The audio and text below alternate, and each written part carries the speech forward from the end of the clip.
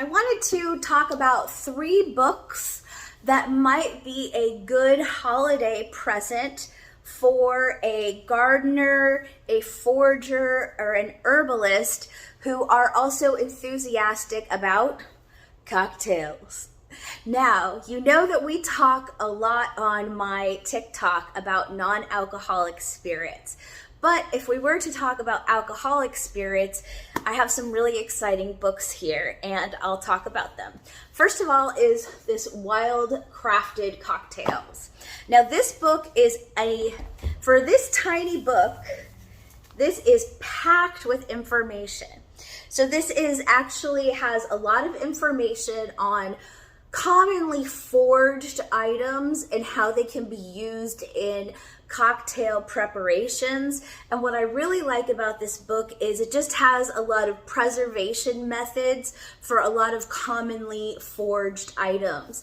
And then whatever you're making, like a syrup or whatever preservation method you're using, a lot of that is applied towards recipes. There is a ton of cocktail recipes in this book. It's just a really great value for a forager and a cocktail enthusiast. Next up is Shrubs. Now this one I've had for a while. Now this does have quite a few recipes, but what I really like about this book is that it also goes into the history of shrubs and a couple of different ways in which shrubs can be made.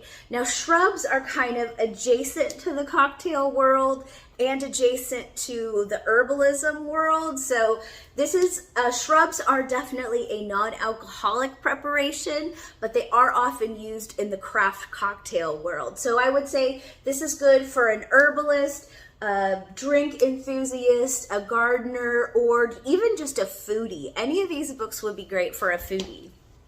And the final book is, of course, DIY Bitters. So this is a book that's written by the people who have the Urban Moonshine Bitter Company. And this book is, I would say this is a little bit more oriented towards somebody with a little bit of a base of an herbal knowledge.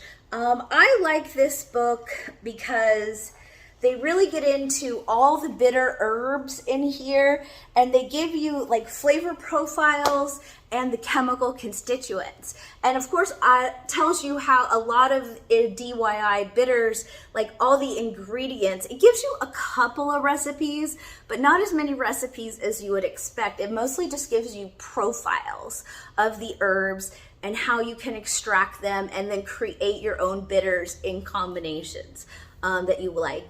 I think this is an excellent book. I haven't had the time yet, but I always wanted to go through and create like study cards on bitter herbs and actually write like what are some of the chemical constituents, like XY herb has alkaloids in it, and just really dig into like what the bitter herbs are and make some flashcards. So this one is a little bit more oriented towards people who might be interested in herbalism, but I think they're all excellent. They make a really lovely trio. They're those kind of books that have the hard cover on them, which is really nice.